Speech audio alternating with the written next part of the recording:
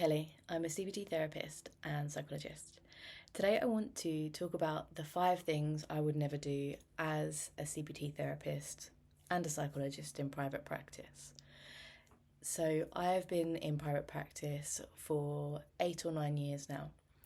And there are things that I've changed along the way, but currently these are 5 things I wouldn't do. Number 1, never work on a weekend. I value my free time, I value knowing what my weekends are going to look like, and I think I need to protect that time for myself.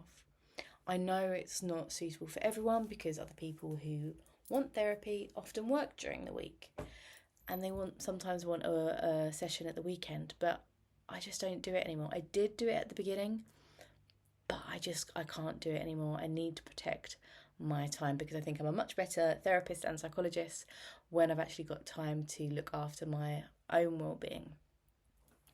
Number 2 is to have a free consultation with every single person who wants one. What I've learned is that many people will have consultations and then not want to book in with you for whatever reason, and that's completely fine. But sometimes it's the logistics. Sometimes what I've just said is they want a session at the weekend and I know I can't do it. So when someone goes to book or ask for a consultation, I have a couple of emails just to discuss what it is they're looking for, their availability, what their expectations are, just to kind of get that out of the way and get that done beforehand. If they all meet and they're in sync, then great, let's go for a consultation. But it's a bit pointless for the potential client and for myself to meet if I know I actually can't meet that basic thing of actually being available when they want therapy.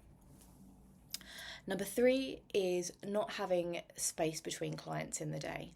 I know some people who go back to back to back to back and they're able to finish earlier, but for me, I value having that space between sessions.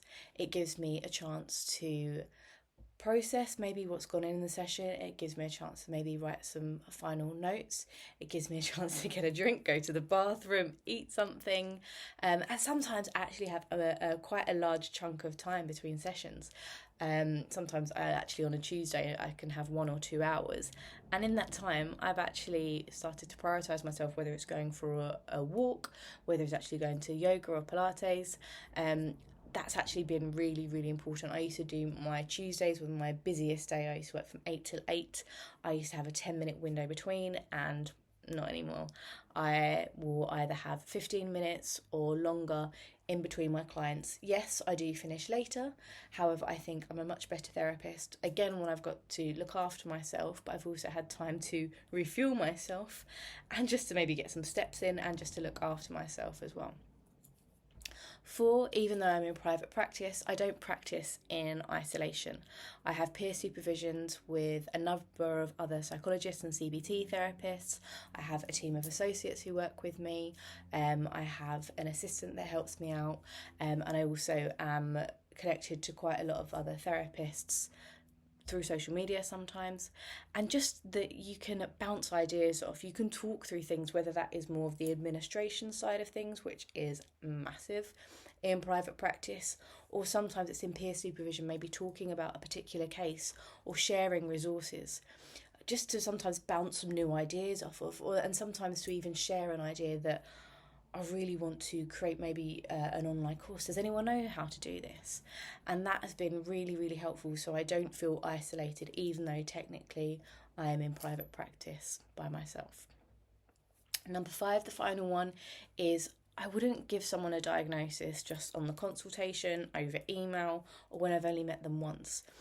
I am not someone who likes to work in a diagnostic framework. I know it sometimes can be helpful for the individuals, then let's go with it. It can sometimes be helpful when we're thinking about treatment, but I much rather look at traits. I look at a person as a whole. I try and understand them.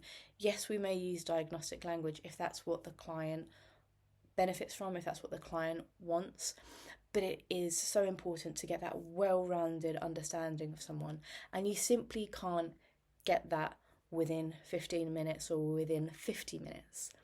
You need a number of sessions to be able to build that holistic view of someone, to really be able to understand what's going on for them, to really see. And yes, if someone wants a diagnosis, we can look at that, but I'd much rather look at the traits and how we can work with that. So that's just some of my thoughts of the 5 things I would never do as a CBT therapist and a psychologist in private practice. Hope you maybe found that a little bit insightful. Please let me know in the comments what you thought, if there's any other things you'd like me to cover. And as always, please like, subscribe, share maybe with someone who you think might like it. And thank you so much for watching. I'll see you soon. Take care.